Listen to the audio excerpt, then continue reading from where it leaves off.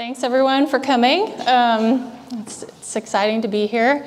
Tonight I was just going to I guess that was a little bit of my background. So, I mean, I didn't go to school for photography. I went to school for like natural resources type stuff. And what brought us to Arkansas is that my husband worked for Buffalo. He works for Buffalo River as like a wildland firefighter. And when I first moved there, I did that too. And then did some like GIS mapping, that kind of stuff. Got pregnant with my daughter. And I was like, oh, I'll go back. You know, you do like the pregnancy leave. I'll go back to work after that's up. And then that time came and I was like, I can't go back. I can't leave like home, you know? So I just stayed home. I kind of became a stay-at-home mom, and photography was like my outlet. It was something I always did. Like growing up, it was like fun. It was a hobby and all that. But yeah, it became something a little bit more. And so right here, this is like a picture I took in 2009. It was just like with my film camera when my husband and I were on a vacation. A couple hours away in the Ozarks. And, you know, I thought it was a nice picture. My mom was like, oh, that's a nice picture. And, you know, like your mom's like, okay, you know, whatever.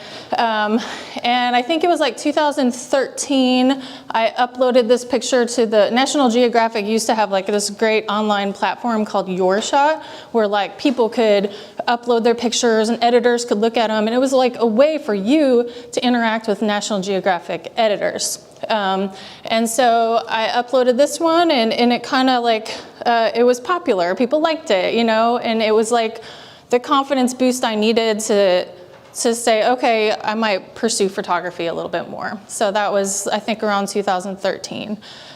So what I did was they had this thing called the Daily Dozen, and every day the editors chose 12 photos from the community to share. So every morning I'd wake up at like 4:30, drink my coffee in silence and peace, and I would look at the Daily Dozen and, you know, hope that my picture would be on there. And it was just like a fun part of my day.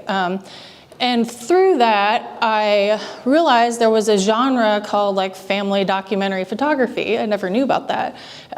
So I started just like photographing my family, you know, my kids mostly, because I was home with them. They would be just like playing with stuff, and I was like doing my own sort of play, you know, like taking pictures of them. And I would start to upload those and, you know, just learn. That was like the way I learned. And I learned about storytelling, visual storytelling.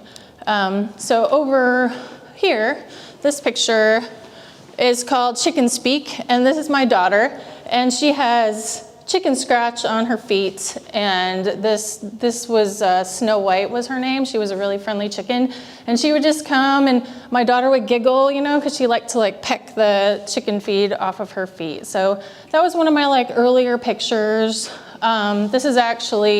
This one over here is her doing the same thing, but like a couple years later. My daughter is kind of a theme. Like I have a son too, but I don't know. I guess she's more my, I was gonna go back to this picture over here. This is the walk and talk portion. Yeah, so in 2017, I went and did a workshop called the Missouri Photo Workshop. And it's held every year in a different small town in Missouri, and you have to apply for it, and there's like 40 photographers, and you're kind of paired with like a faculty advisors, like Mr. George Olson here, he said he worked there, you know, from like major publications, National Geographic and New York Times. And so you're in like a group and you have these great mentors, and you have to go out into the community and find a story, like to go, you know, it's like you go ask somebody if you can hang out with a total stranger for like the week, you know, it's pretty intense. And up until that point, I'd only photographed my family. So it's like being thrown to the wolves, but I kind of crave that in life. So I went and did that, and I came back and thought, I mean, it wasn't just me, it was some suggestions from photographer friends about starting a project in my community called Ozark Life, you know, so not just photographing my family, but other people as well. And so when I got back, it was like a couple weeks later, my neighbor was getting married, and she had asked me to do her pictures. And just coming off of this Missouri Photo Workshop experience, You're like honed into all the elements of a story, of like getting the scene setter, the portraits, the details, all that. And I was like, I'm gonna take this as like a little photo assignment, you know. So this picture was just like the end of the night. They were tired, and I remember shooting it like up here. This is my husband, his arm, and we were just like leaving. And so this picture kind of became the start of like my Ozark Life project. You know, what does everyday life look like in my area? And it's kind of graduated over time, but that's what it was at this point. This one over here in the corner this is my good friend Rachel, who told me before I left, she's like, don't wear your overalls, Terra. You're going to give a bad name to everyone in the Ozarks and Arkansas. Everyone thinks you wear overalls. And so she had invited me over. She's like, hey, you know, come do baby pictures. She had just had her first child. And so she lives on a cattle ranch. This is her husband, Will, who is 4th generation cattle rancher on that land. And then this is her son, Cal. And so, you know, being my friend, we're just like walking around like, oh, let's put the baby here and do a picture. Let's just kind of like goofy. And so that's how this one kind of unfolded. And this has become like part of my project. And so Cal is the baby, and he's like 7 now, 6 or 7. So I've just kind of photographed him over time. And my project has grown into more like following kids over time. So it's more like growing up Ozarks is like a newer kind of direction I'm taking with it, you know. Over here, let's just go across the room here. So that wedding picture that's over there, this is their baby a couple years later. This is baby Jensen, and now he's like in 1st grade or something. He's like huge, but this is kind of following that same theme of following my neighbors and just people in my community. Speaking of neighbors, this is Kyler, my neighbor here, who watches all our animals when we like go out of town now. He's like 13 or 14. And he was practicing for the opening of youth turkey season, which, you know, the connection to the land is just like part of everyday life. You know, it's just, everybody just gets ready for turkey season. Everybody gets ready for deer season. Like, that's what we eat. I mean, you pay $25 for a deer tag, and you could kill up to 6 deer for the year and fill your freezer for $25. I mean, it's just different, you know. I come to Portland, I spent, you know, $60 on my dinner. I'm like, anyway. So, yeah. So that's that family. Terra, is that the recoil knocking him back? It was, yeah, yeah, yep. This is the same family here. They were actually, like, the Mennonite community is pretty big around us, so they were Mennonite for a while, and that was like when I did these pictures and that. This is another family that I met through them too. And then I have another neighbor picture right over there. This is like several years after that, no longer Mennonite, like child without shirt and pajama pants and everything. So every day, like, their little dog, little Simon, would just come over to our house. It's like a third of a mile, whatever, over to our house. And he would show up all happy, and we'd play with him. And then we'd like bring him back to his house in the evening, and my kids, you know, would play together. So, I mean, all these pictures, it's just like, just how time unfolds, you know. It's just like this cadence of life there. And my project has been like that. It just like unfolds over time, you know. This is pretty self-explanatory. This is like our meat chickens that we raise every year, getting butchered. I'll just kind of sequentially go here. There's potatoes from the garden. So this is my daughter, and I don't know, like, why not just line up all the potatoes by size, you know, like, whatever.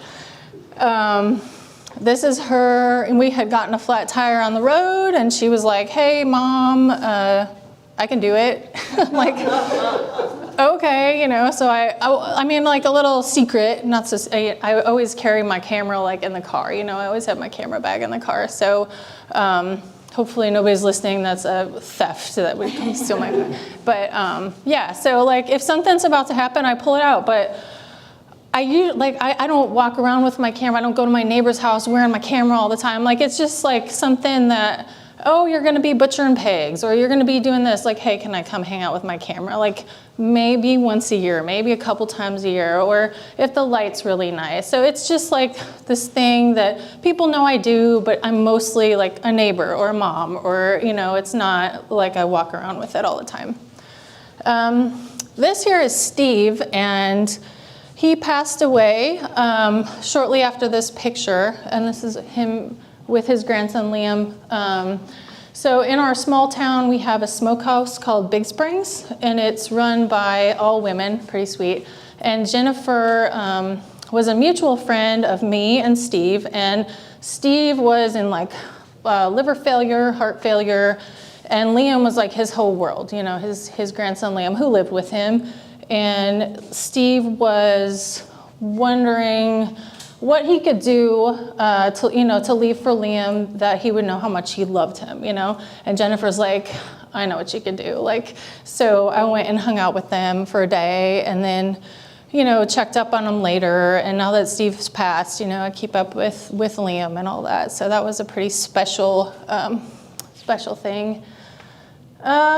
Yeah, just life on the road. I mean, we live down a dirt road, so there's a lot of just like mud and kids playing. We've got a pond, catching fish. That's just a bluegill that we had pulled out, And that, what's down there? Some more of my daughter. I mean, this one with the piano, this was like we had gone to an auction the night before, a benefit auction, and I got this piano for like $100 and brought it home, but it was like, I was waiting for the neighbors to come like help us unload it. And so my daughter was just like in the back of the truck playing the piano, and then like my dog came out. I mean, it just like happened, whatever. Now my daughter's almost 13. So of course, like she doesn't like to be photographed, as much, but she still does. And she's like just obsessed with cats. So a lot of her pictures lately are just like her with cats. I don't know. I'm just like, am I turning into a cat photographer? Like, I guess kind of, but that's like the phase of life, So, this one is my neighbor who's shooting the gun over here, Kyler. That's his head with this tarantula. So my daughter and I were just like walking through the yard, whatever, and she was barefoot, and a tarantula just like ran across her foot, which they're native in Arkansas. I think they're called like big brown, Texas brown or something like that. And it just went and like hid under some leaves and that. So we called the neighbors. We're like, hey, we got a tarantula over here, like, newsflash, whatever. So everybody like loaded up, drove over, and Kyler is not afraid. And so he was like letting it, just crawl up. And I mean, they don't bite unless they feel like threatened and stuff. So it crawled up on his head, and I took a picture. It was like pretty simple, Yeah, Luna moth, that's like on our road, that dark blue sky. That was another one, like we were returning Simon the dog. My kids wanted to walk on the road. I was driving the car, like that's the headlights, My daughter there talking on the phone. Just a couple more, I think, over this direction. I mean, this one's pretty self-explanatory. We just like take evening walks, and this one was taken with a little point and shoot camera that I just keep in my pocket. So anybody who's like, thinks that they have to have a big fancy camera, just like, no, you can do it with a little point and shoot. Same with this one. This was a point and shoot camera that I just put a flash on, and we've got a lot of hummingbirds in the summer, a lot of thirsty hummingbirds. So and they don't care, like you can walk up there and they'll go away, but you just wait like 30 seconds and they will all come back, and you could stand there and take pictures. It's kind of fun, So that was just like an extra pretty morning with the moon and like that's what caused me to go outside and stand. I remember we were leaving for vacation that day, and I was packing whatever, and I was like, oh, it's so pretty outside. So I just snuck out and I took like a couple pictures, and that was one of them. So. And I'll just end here with Joe. I have a lot of pictures of Joe. He's my main man. He's one of my dogs, and he was a product of going down to the farmer's market in our little town of St. Joe. And my daughter, he was just a stray, you know, and following my daughter around, and we were talking to the people, and they said, oh, his owner's just like up and moved and left him, which it's the Ozarks, it's the South, like animal, you know, there's no spay neuter, like this, animals are just treated a little bit differently down there, unfortunately, like, you know, dogs, cats and stuff. And I was like, well, that's sad, you know, but I wasn't planning to take him home. And she just like started bawling. She's like, we can't just leave him. And so, of course, we took him home. We tried to find him a home. And then we just fell in love with him. So the reason he has blood on his face, though, is because my husband had just shot a deer and he was like butchering him. And then, of course, he's just like standing below this like dripping blood, but with his like sorry sap little face on there. But if you talk to people in the Ozarks, usually everybody's got like a couple dogs that have just showed up and come into their lives, or you know, cats, and that's how you get animals down there. But yeah, it's just I don't know. This is our way of life, and I kind of go in waves. I don't always, like I said, I don't always take pictures, go out and do, you know, actively work on my project. It kind of just goes in ebbs and flows with the time that I have. I mean, I'm mostly a mom, like I said, and working on some other things and all that. But it's something I want to continue doing. I think it'll be pretty powerful, you know, just to show like kids over time, you know, to keep up with my neighbors and my kids, and maybe eventually make a book, or I don't know. We'll see what it ends up. But yeah, thank you for listening.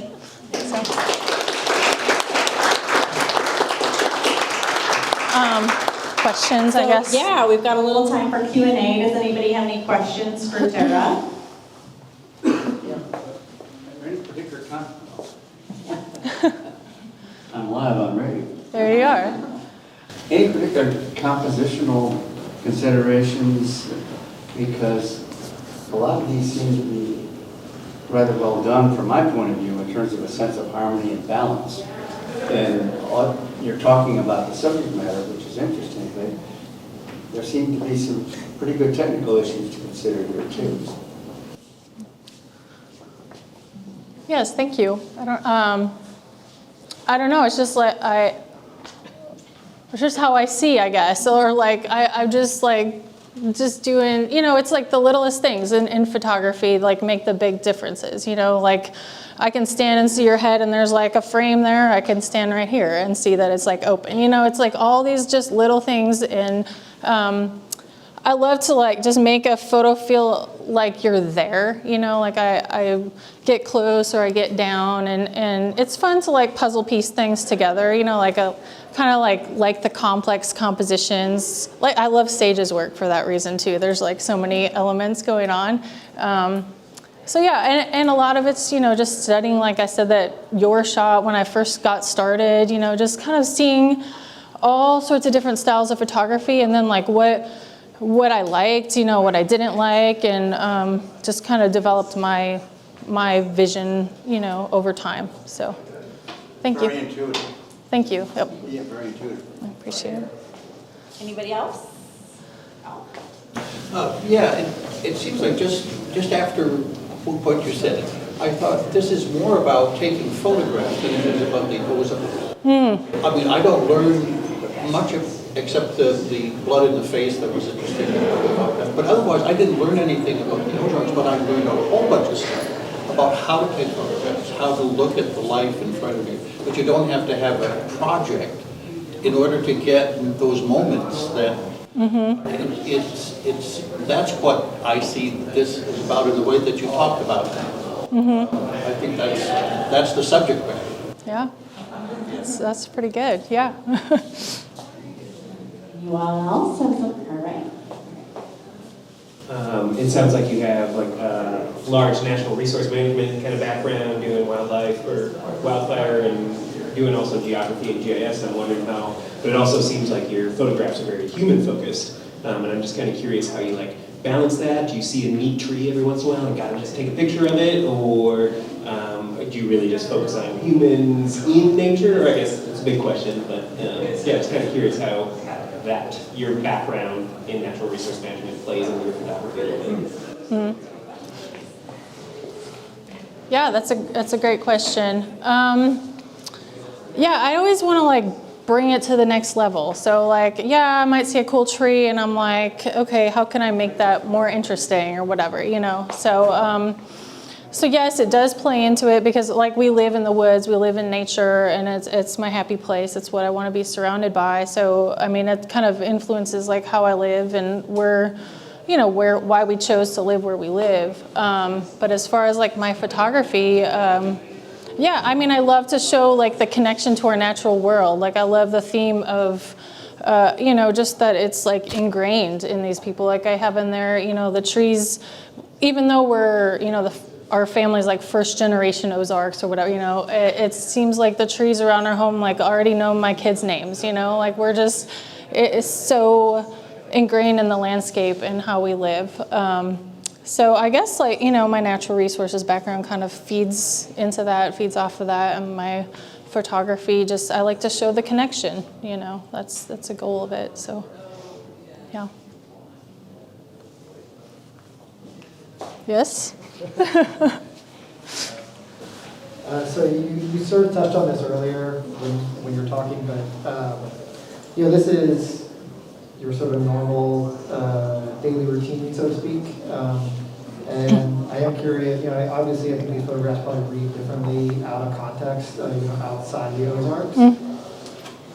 But knowing that, when you're editing the work or when you're trying to, how do you find your own barometer where you know that like, okay, yes, it might be an everyday picture for my neighbors, but there's something resonating here that is bigger than just a family snapshot. Mm-hmm. And I'm also curious, related to that, if some of your neighbors have seen some of these images and if they've had a different reaction than what you were expecting, other than just like, oh, I know that person, or oh, I recognize so and so, but because of the compositional skills and everything like that, that's resonated differently for them. And I think there was a question in there, hopefully that... Yeah. Oh, that's great. So, like my bio says, I grew up in Illinois. Like, Joliet is the town, so it's like an hour outside of Chicago, suburban, like, Chicago town. So, that's what I knew was like my normal. But after, I went to college, and then after that, like I lived in Minnesota, I lived rural. I was always into horseback riding growing up and like that kind of stuff. So I guess having grown up there, I know what was Illinois normal, and so now in Arkansas, to see Arkansas normal, I'm like, that's funny, this is this is kind of quirky, so I can just like, has helped me to pick out those moments to where if I grew up there, I would just think it's normal, My neighbors, I don't know. Like I have a picture that's not up here, and it was my daughter's first grade teacher. She knew I was doing this. She's like, hey, if you want to come hang out with my family, it's fine, whatever. So I did, and her son's in the basement playing video games on one of those chairs, playing like Fortnite, but like, he's got a deer head and animal furs like on the wall, and and I was like, I entered this picture in a thing, and at one time, she's like, oh, cool, like, I don't know. I mean, it's just like, it's just normal, for them. And she wanted the pictures of like the kids, smiling, like, when I do pictures, I always make sure I get that kind of stuff for them, because I know that's what people like, but like Tara's looking for something else usually, like I get what they want, and I get, just kind of what I'm looking for too. It's kind of two different things. So does that kind of answer? Yeah. I don't know. I don't want to, but but now that it's become this bigger thing, I'm curious if now like some of your neighbors see it as, I don't know, they must be, yeah. I don't know. Like I'm just wondering if it's kind of come full circle in some ways where they're seeing the images any differently than maybe they did on the first take. Yeah, it's a body of work. I guess my one neighbor that I'm really close with, the one with the Mennonite kids and or in that picture, in the turkey season and all that. Like we're pretty close, and she's really encouraging. She's like, you know, your stuff's beautiful, and she's like, oh, we always see these like little moments I wouldn't have thought of. So I mean, that's like really cool to hear. I mean, a lot of people are just like living their lives, you know, they're like, it's just like from day to day trying to, you know, so they're struggling, there's this and that. So, you know, they know I'm working on something, but maybe haven't even really seen it, you know, the project and stuff. So it's like a goal of mine to do something in the community eventually. But I do want to get that element of like time change, you know, over the period of years. I think that would be neat for people in my community to see. This, I feel like this would be cool to share, but they'd be like, oh yeah, that's like life. I don't know if it would be like as exciting, you know, if it was shown at home as it is here, honestly. So yeah, I mean, people in the community know that like I do pictures, and but I mean, a lot of them are looking for like family picture, you know, like the people with the nice light, and I do a different style, you know, than that. So yeah, I think it's positively received, but it's not like sought out, you know, so, yep. Are you left-handed? Me? No. I'm just looking at that picture. This one? So that's not my hand. This is my son's hand. Yeah, and he was like right here, and I was like, whatever, yeah. That's not your lollipop. That is not my lollipop, no. My neighbor knows that my kids love Tootsie Pops, so he's always like, keeps Tootsie Pops at his house for them, you know, like, yeah. Yep.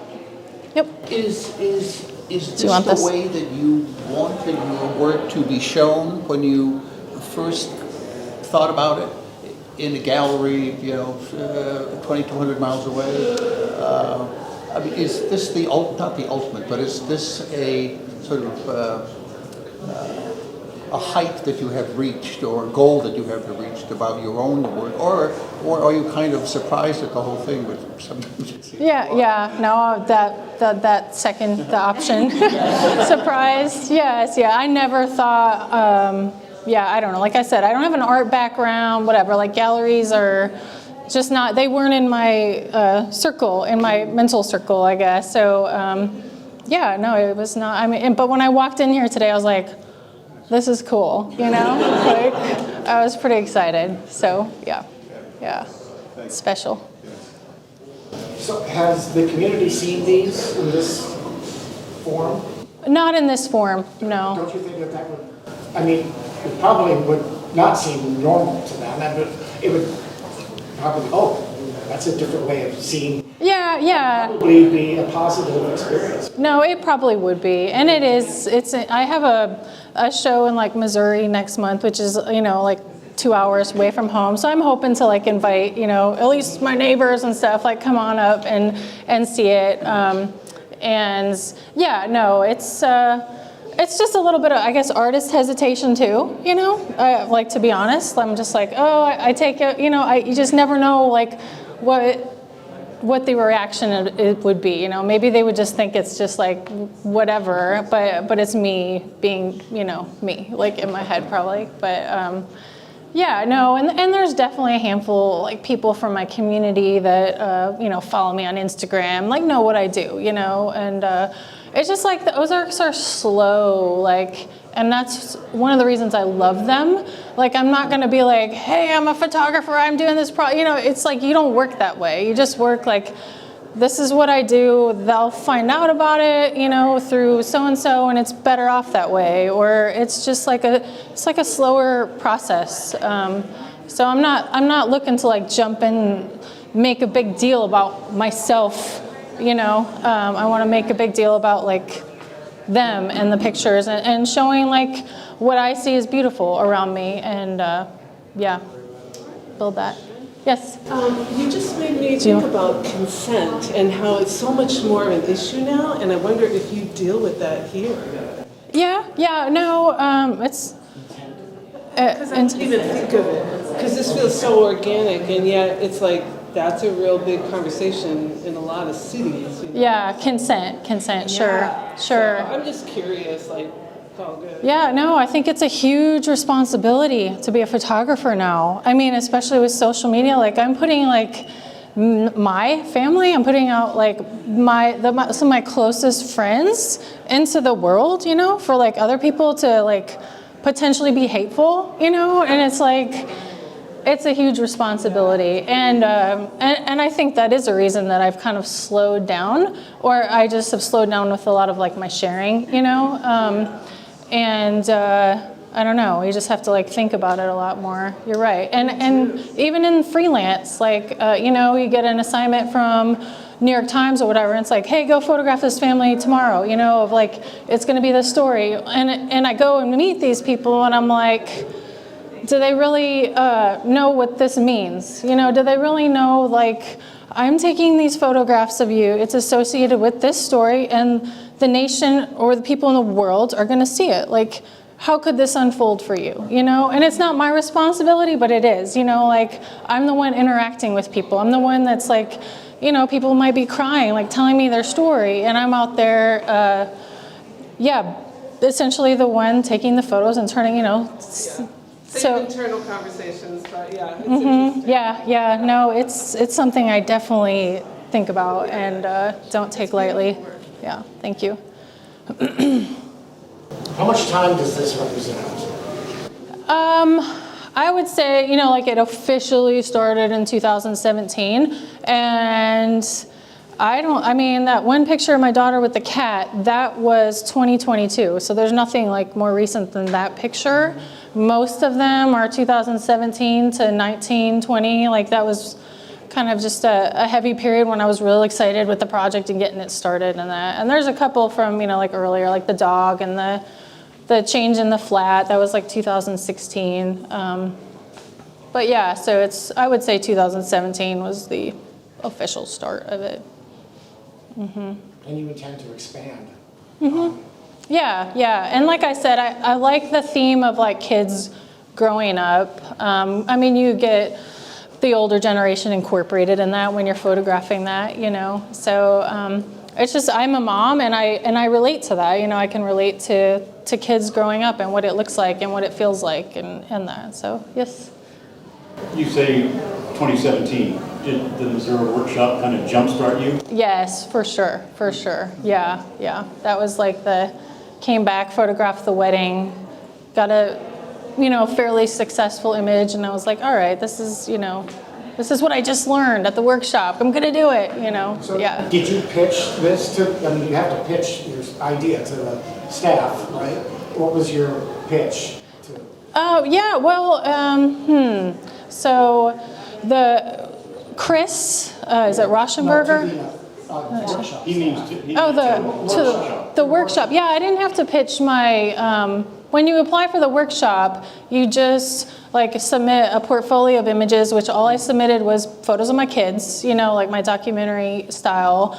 I had to do an essay, and then it was a letter from like a mentor, a teacher, and that. And I had taken like a Clickin' Moms, like storytelling, and I had this great teacher, and so she wrote the letter. So yeah. But these were not the images that she took at the workshop. No, but I think what he was asking was, what did you pitch to the faculty? I went to one of those workshops. Oh, like my story Yeah. for the week? Yeah. I mean, and my first, Okay. I came back with an idea, and they said, no, go back. And Yeah. Find something else. Yeah. I eventually did, but my first pitch to the staff at the workshop was like, nah. Something else. Okay. Yeah, no, I did a story on the Phil Ponder. He was the animal control guy for the county, and yeah, just hung out with him, and it wasn't very busy, you know. It wasn't like a super act, but it was. I was just like looking for those quirky moments, you know, in the composition, and through the course of the week we got that, but it was, as Bill Maher would say, a potentially deadly situation because there wasn't a lot going on, you know, but it was fun. Like it ended up working out. Yeah, so if you go on the Missouri Photo Workshop website, you can go to, it was Missouri Photo Workshop 69, and from 2017 in Eldon, Missouri, and you could find like my name, and there's a lot of great stories. Elena, right here, she was one of my like cohorts at the workshop, and she happens to live in Portland, so like we haven't seen each other since 2017. She came out, so she did a story on Carl, who she still keeps up with, right? Yeah. He sent me some artwork this week. Okay. Yeah, Carl is like, what, 91 and enjoyed Elena. Like it was a mutual, it was great. It was a great story. So look hers up too, but yeah. When I did it, I think you only got, 10 rolls of film. Oh, yeah, that's the same. It's the same. You just get 500 frames for the whole week. And yep, which is a good thing. So, anybody else or? Cool. Well, thank you all for your very engaging questions. Thank you, Tara, for your presentation. Welcome.